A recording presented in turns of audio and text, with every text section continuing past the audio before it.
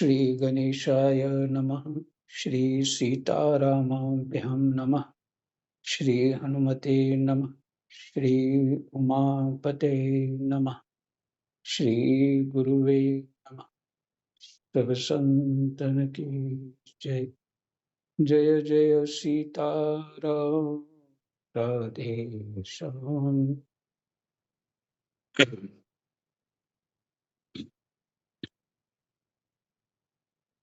हमने कल सप्तम स्कंद का अष्टम अध्याय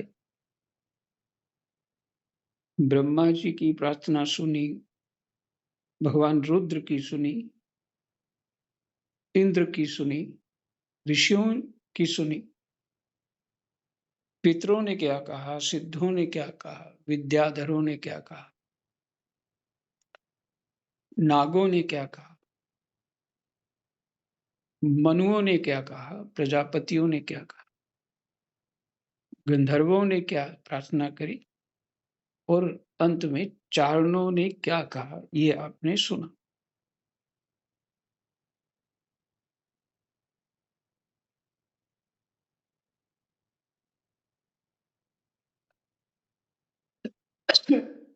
अब है श्लोक नंबर 52। यक्षों ने क्या कहा, यहां से शुरू करते हैं। कृष्णाय वासुदेवाय हरये परमात्मने प्रणतक्लेशनाशाय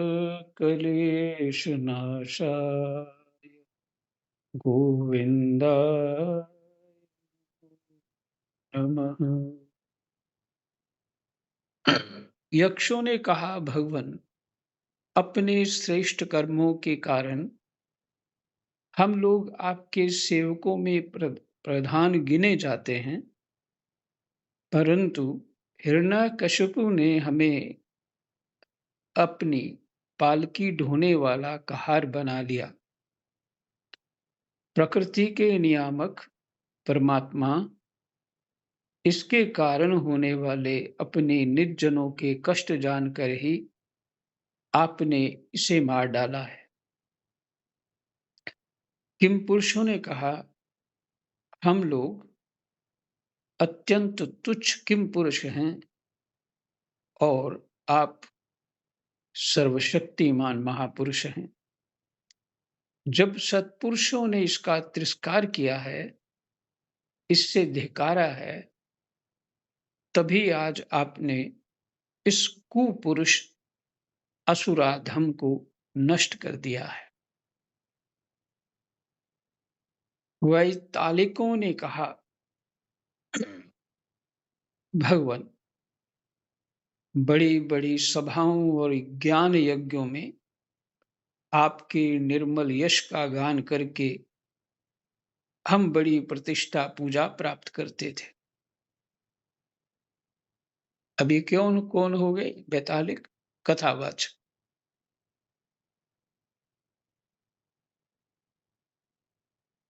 बड़ी बड़ी सभाओं और ज्ञान यज्ञों में आपके निर्मल यश का गान करके हम बड़ी प्रतिष्ठा पूजा प्राप्त करते थे। इस दुष्ट ने हमारी वह आजीविका ही नष्ट कर दी है। बड़े सौभाग्य की बात है कि महारोग के समान इस दुष्ट को आपने जड़ मूल से उखाड़ दिया। किन्नरों ने कहा, हम किन्नरगण आपके सेवक हैं। यह दैत्य हमसे बेगार में ही काम लेता था। भगवान, आपने कृपा करके आज इस पापी को नष्ट कर दिया। प्रभु,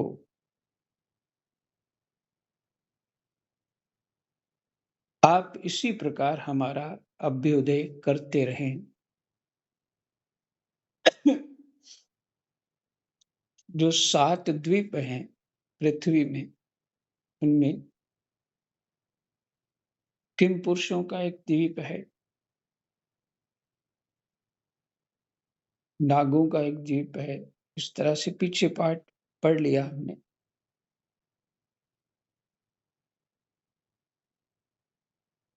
जिसमें किन्नर किन्नरों का भी है, किम-पुरुषों और किन्नरों का। भगवान के पार्षदों ने कहा, शरणागत वत्सल, संपूर्ण लोकों को शांति प्रदान करने वाला आपका यह अलौकिक नृसिंह रूप हमने आज ही देखा। भगवान के पार्षदों ने, भगवान जी का पार्षदों ने तो अति सुंदर स्वरूप देखा। उस स्वरूप को सुंदरता भरा देखते देखते वो स्वयं सुंदर और भगवत रूप हो गए, उनके पार्षद। भगवान यह दैत्य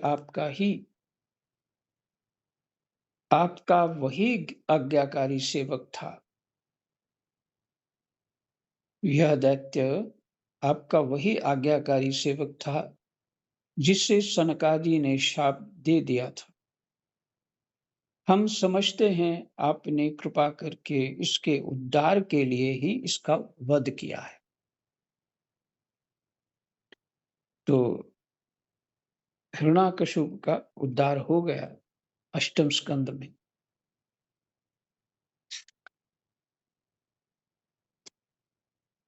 अब नवा स्कंद जो है उसका पाठ करते हैं।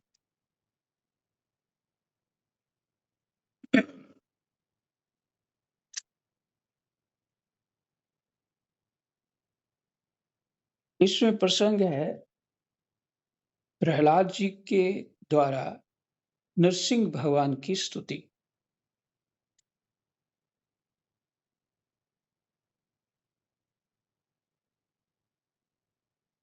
नारद जी कहते हैं,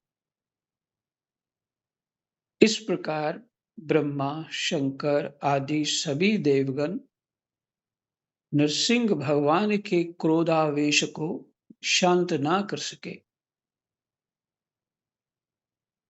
और ना उनके पास जा सके। किसी को उसका ओर छोर नहीं दिखता था।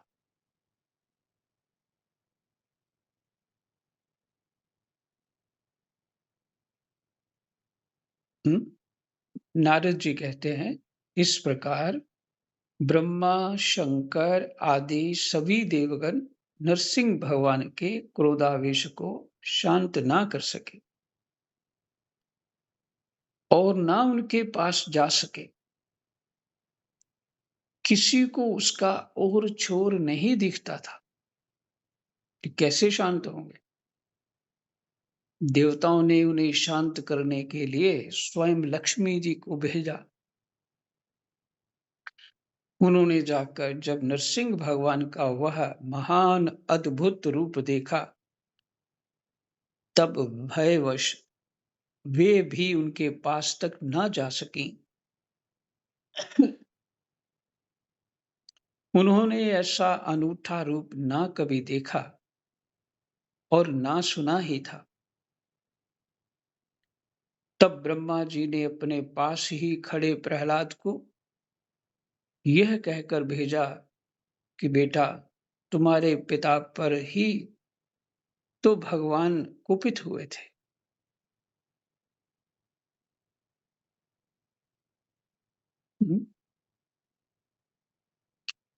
तब ब्रह्मा जी ने अपने पास ही खड़े प्रहलाद को यह कहकर भेजा कि बेटा, तुम्हारे पिता पर ही तो भगवान कुपित हुए थे। अब तुम ही उनके पास जाकर उन्हें शांत करो।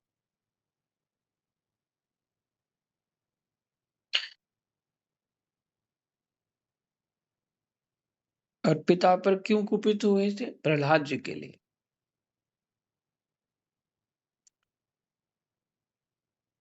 जो आज्ञा कहकर और धीरे से भगवान के पास जाकर हाथ जोड़कर पृथ्वी पर साष्टांग लौट गए।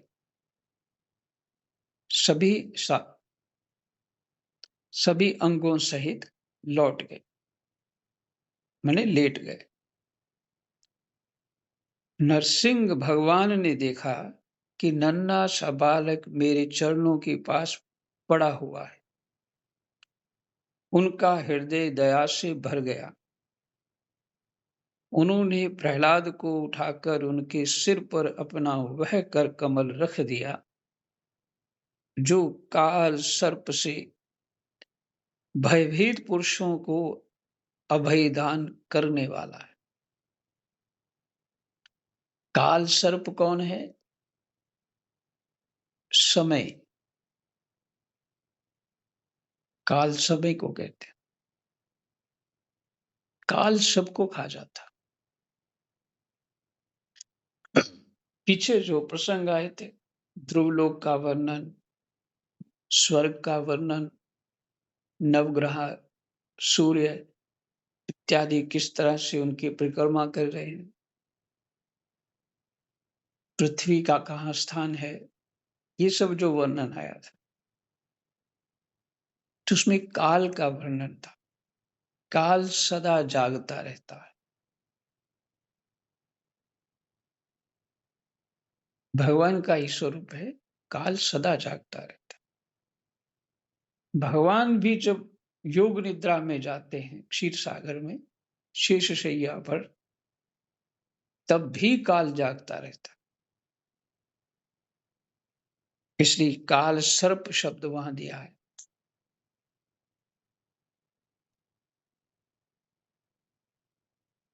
जो काल सर्प से भयभीत पुरुषों को अभय दान करने वाला है, भगवान के कर कमलों का स्पर्श होते ही उनके बचे खुचे अशुभ संस्कार भी झड़ गए। तत्काल उन्हें परमात्म तत्व का साक्षात्कार हो गया।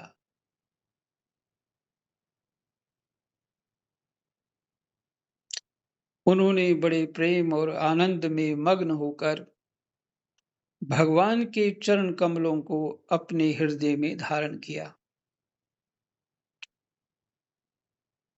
उस समय उनका सारा शरीर पुलकित हो गया।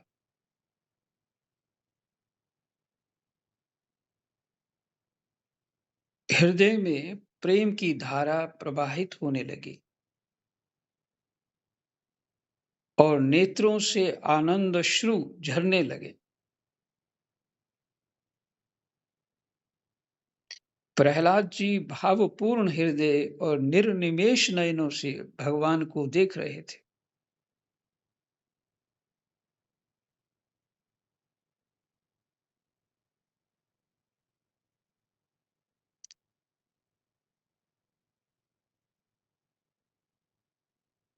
भाव समाधि से स्वयं एकाग्र हुए मन के द्वारा उन्होंने भगवान के गुणों का चिंतन करते हुए प्रेम गदगद वाणी से स्तुति की।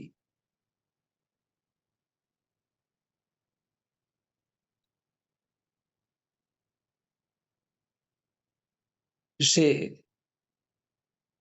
बाबा इस बात पे एक विचार अपना सुनाया करते थे, उन्होंने भी संतों से ही सुना होगा।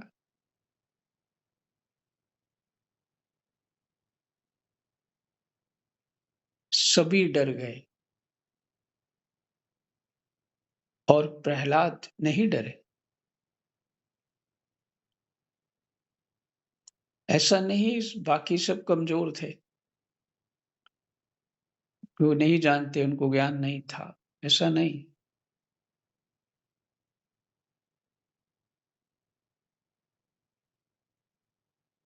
भक्त की महिमा भगवान बढ़ाना चाहते हैं, मुझे तो यही समझ आ रहा है।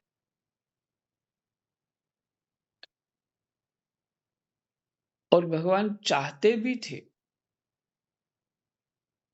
जिसके लिए इसको मारा है उसको क्या ना मिले, वो तो चाहते ही थे मिलना, क्योंकि भगवान उसी भाव रूप में थे, भक्त की रक्षा के लिए थे।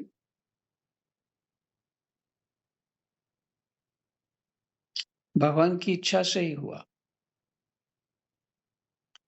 और जितने लोग जा नहीं सके उनके पास, ये भगवान की इच्छा से हुआ। सभी डर गए। तो इस बात पे बाबा बहुत सारे पुराणों से श्लोक सुनाया करते थे। विनय पत्रिका से सुनाया करते थे। आधा घंटा इन श्लोक को और दोहों से बीत जाता था। बहुत मार्मिक जो उनका वो जो भाव उन श्लोकों के साथ होता, हृदय भर देता। कमज़ोर से कमज़ोर हृदय वाले जिसपे भक्ति नहीं, उसकी भी भक्ति जाग जाती। हाँ, बाबा एक बात और कहते हैं, भीरू व्यक्ति माने डरपोक व्यक्ति भक्ति नहीं कर सकता।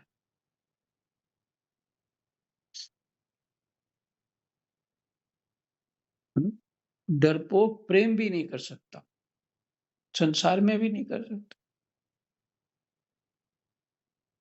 और भक्ति तो कर ही नहीं सकता। ये है प्रहलाद जी का समर्पण, निर्भयता।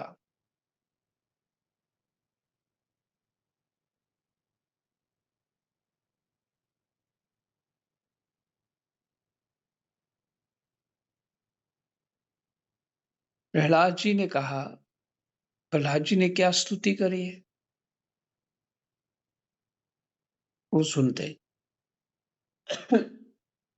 प्रहलाद जी ने कहा, ब्रह्मादि देवता, ऋषि मुनि और सिद्ध पुरुषों की बुद्धि निरंतर सत्व गुण में ही स्थित रहती है।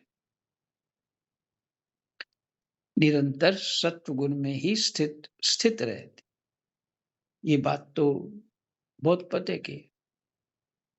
अगर हमें रजोगुण बढ़ा तो हमारी बुद्धि जो है वो रजोगुनी हो जाएगी। और माने इधर-उधर देखना, इधर-उधर सुनना, कहता है मन की पता है भजन करना है, फिर थोड़ी देर बाद कर लेते हैं, पहले ये कर लो। क्योंकि चित्त जो है रजोगुनी,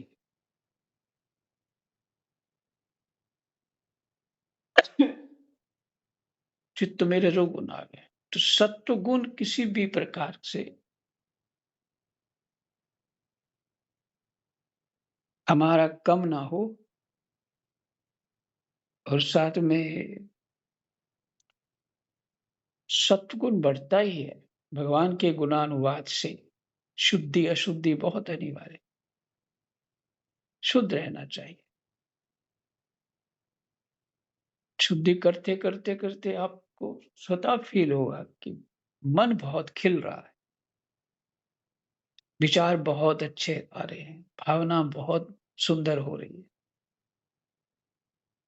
दृश्य बहुत सुंदर हो गए।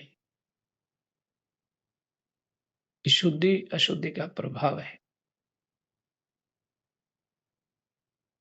नहीं, ऐसे मान लोगे कि सब भगवान सब में है, कोई शुद्ध अशुद्ध नहीं है, तो ये मलिनता है भाई। भगवान सब में है, इतना ज्ञान अभी हमें अनुभव नहीं है ना। जब ये ज्ञान हो जाएगा तो फिर कोई अशुद्धि अशुद्धि नहीं, फिर तो पूर्ण रूप से खिल गए। लेकिन उसी को जानने के लिए भगवान सब में है, इसलिए शुद्धि अशुद्धि का ये विधि है। ऐसे ही हम बढ़ सकते हैं, प्राप्त कर सकते हैं। तो सत्व गुण को कम नहीं होना देना। बहुत रजोगुनी अन्न नहीं खाना चाहिए, ज्यादा बासा नहीं खाना चाहिए। ये सब चीजें हैं। सत्व गुण में क्या-क्या खाना चाहिए, कैसा खाना चाहिए, कैसे सत्व गुण बढ़ाएँ, ये प्रयास करना चाहिए।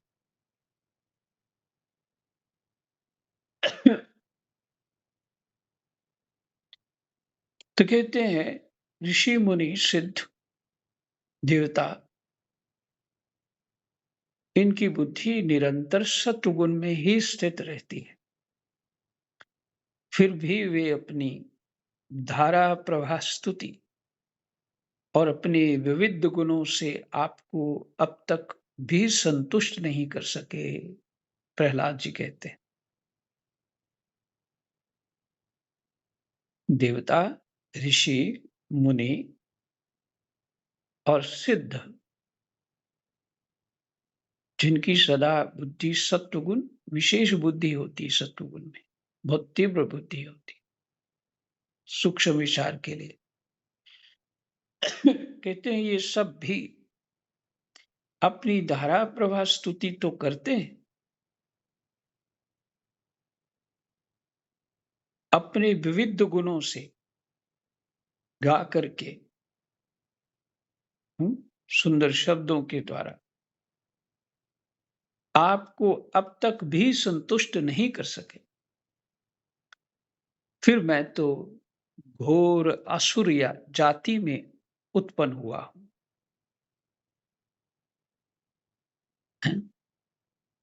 अपनी स्थिति बता रहे, क्या आप मुझसे संतुष्ट हो सकते हैं?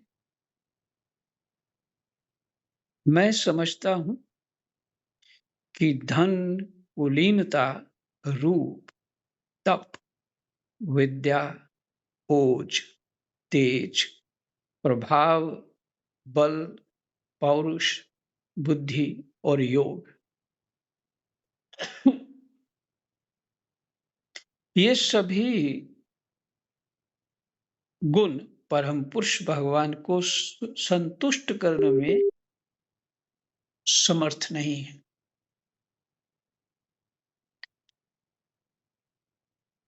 इस सभी गुण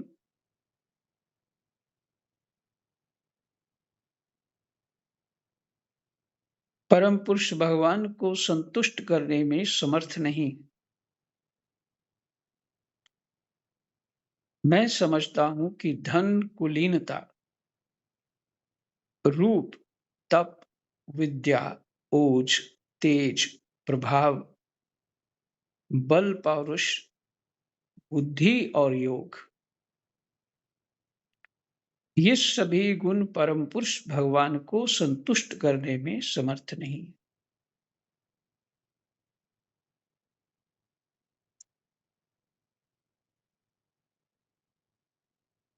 परंतु भक्ति से तो भगवान गजेंद्र पर भी संतुष्ट हो गए थे।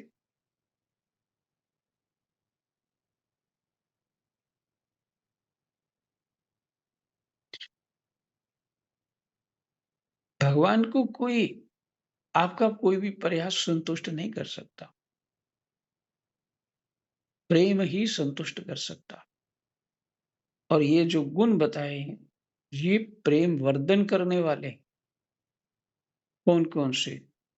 धन तो वर्धन नहीं कर सकता, कुलीनता भी नहीं, तप, विद्या, ओज, तेज,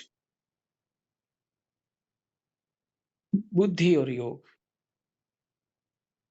पौरुष यहाँ जोड़ सकते हैं उसके साथ। साधना में जो तपस्या होती है उसको पौरुष कह सकते हैं।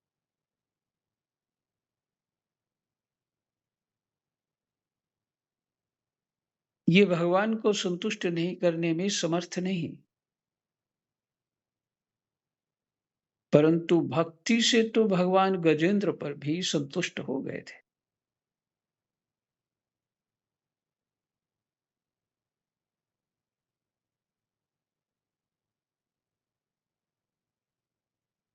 मेरी समझ से इन 12 गुणों से युक्त ब्राह्मण भी यदि भगवान कमल नाभ के चरण कमलों से विमुख हो तो उससे वह चांडाल श्रेष्ठ है जिसने अपने मन, वचन, कर्म, धन और प्राण भगवान के चरणों में समर्पित कर रखे हैं।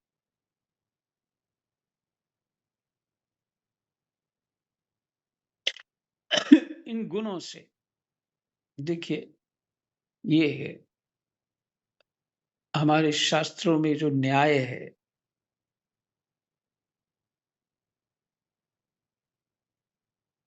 प्रेम है, दया है, समानता है, वो कैसी है?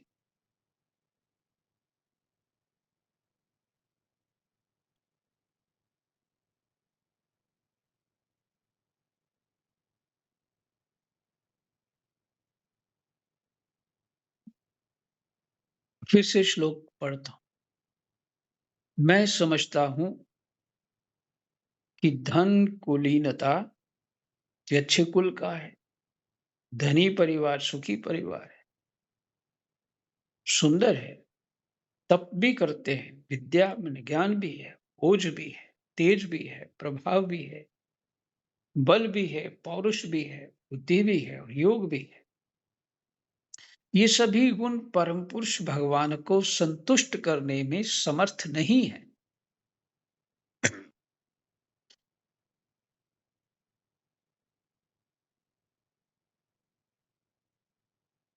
परंतु भक्ति से भगवान गजेंद्र पर भी संतुष्ट हो गए थे। मेरी समझ से इन 12 गुणों से युक्त ब्राह्मण भी यदि भगवान कमलनाभ के चरण कमलों से विमुख हो, ये गुण तो हों, पर उनकी उनकी उसमें उसकी भक्ति ना हो, विमुख हो, तो उससे वह चांडाल श्रेष्ठ है।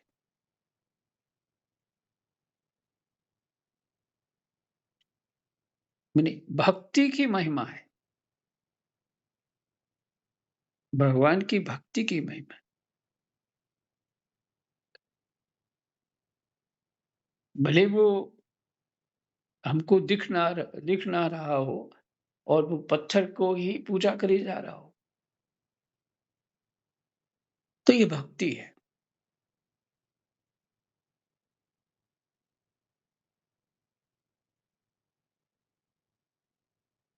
उस पत्थर को ही भगवान मान के उसको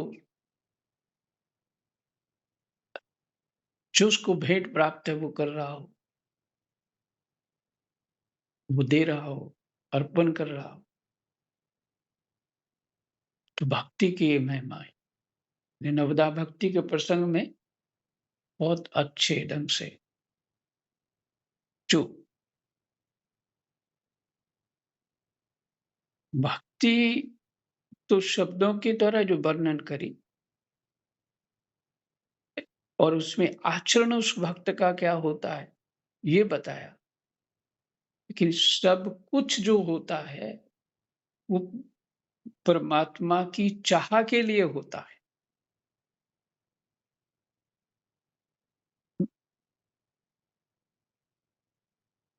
भगवान के गुणानुवाद, सत्संग, कथा, कीर्तन सुनता है, तो भगवान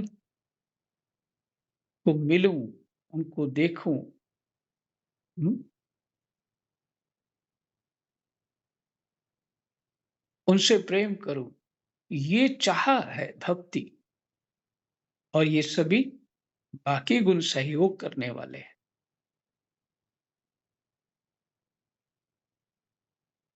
इसलिए शबरी को कहते हैं,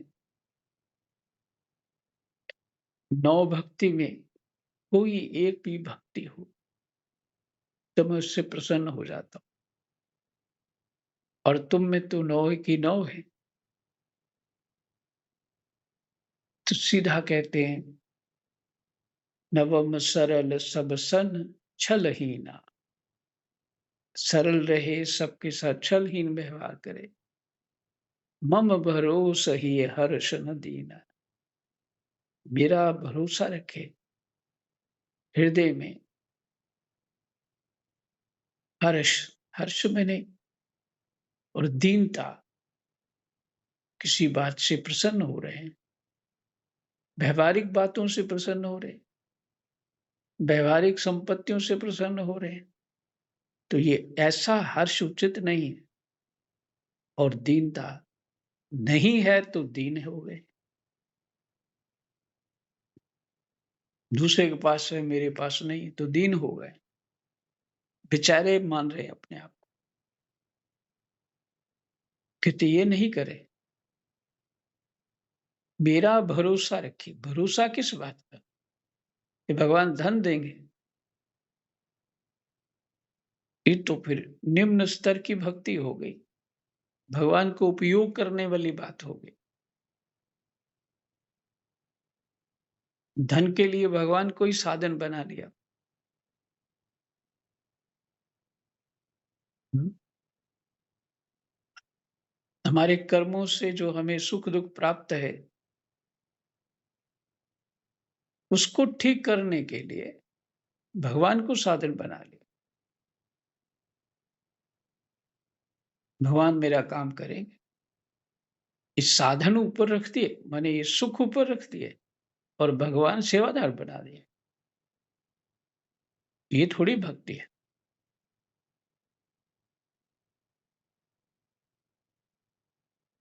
तो भक्ति वो कैसे अकिंचन होते हैं, कुछ नहीं चाहिए होता उनको। वही फिर लाइन आपको सुनाता हूँ, मेरे तो गिरधर गोपाल दूसरो न कोई। उसके अतिरिक्त कुछ और चाहा नहीं। बस यही है भक्ति। और इसी को निष्कामता गीता में आया है, शास्त्रों में वर्णन निष्कामता।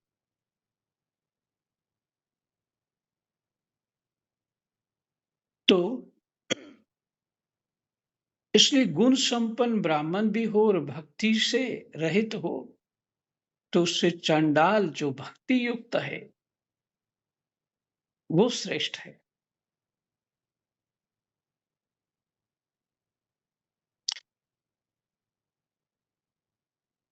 जिसने अपने मन, वचन, कर्म, धन और प्राण भगवान के चरणों में समर्पित कर रखे हैं, क्योंकि वह चांडाल तो अपने कुल तक को पवित्र कर देता है और बड़प्पन का अभिमान रखने वाला वह ब्राह्मण अपने को भी पवित्र नहीं कर सकता। अपने आप को कुछ श्रेष्ठ मानना सबके लिए है, किसी भी जाति का हो। श्रेष्ठ मानना ही अशुद्धि है, क्योंकि आप गुण दोष में आ गए। शरीर में घुस गए हैं, अहंता ममता में घुस गए हैं, तो ये दोष है। अपने आप को आत्मा नहीं मान रहे। यहाँ आत्मा मानना अपने आप को ये गुण है। तो भक्ति जो भगवान को देखते हैं, भगवान से प्रेम करते हैं या उनसे प्रेम करने के लिए ऐसे लोगों का संग करते हैं, जिनमें प्रेम है, जो उस मार्ग में लगे हुए हैं, जो उस मार्ग में अपना जीवन दे रहे हैं, उनका संग किए बिना तो नहीं आएगा। समझ ही नहीं आएगी बात तो। पूछते रहेंगे, छोटी-छोटी बात, जिसका कोई महत्व नहीं हो। जी, पूछते रहे, ये कैसे करना है, वो कैसे करना है? संग बिना समझ नहीं आता।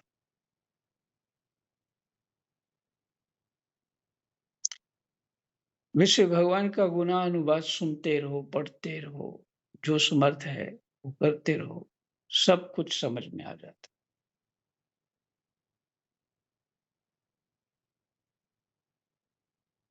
सर्वशक्तिमान प्रभु अपने स्वरूप के साक्षात्कार से ही परिपूर्ण है। उन्हें अपने लिए शूद्र पुरुषों से पूजा ग्रहण करने की आवश्यकता नहीं है। वो तो पूर्ण है। भगवान तो जब हमारी आत्मा ही पूर्ण है, तो भगवान पूर्ण नहीं है क्या?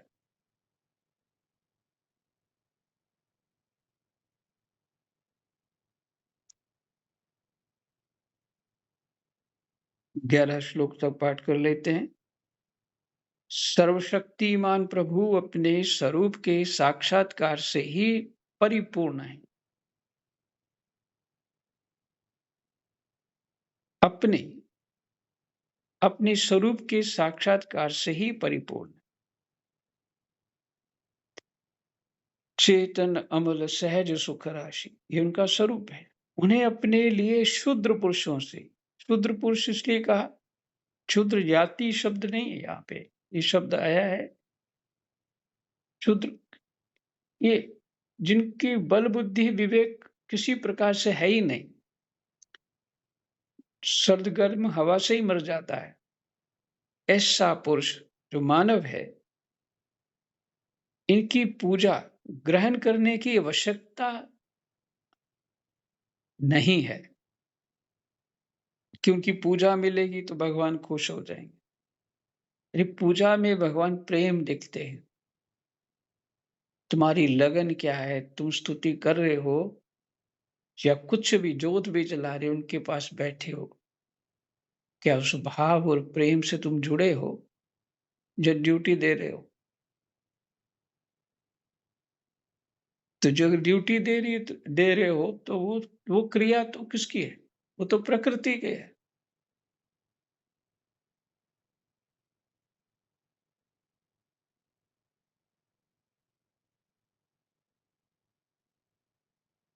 तुम्हारा तो केवल भाव ही है।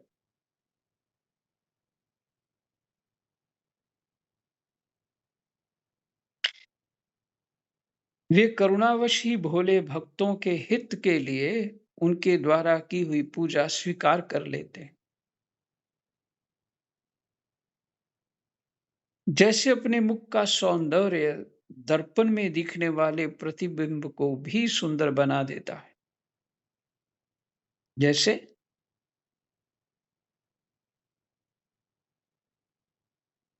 अपने मुख का सौंदर्य दर्पण में दिखने वाले प्रतिबिंब को भी सुंदर बना देता है, वैसे ही भक्त भगवान के प्रति जो जो सम्मान प्रकट करता है, वह उसे ही प्राप्त होता है।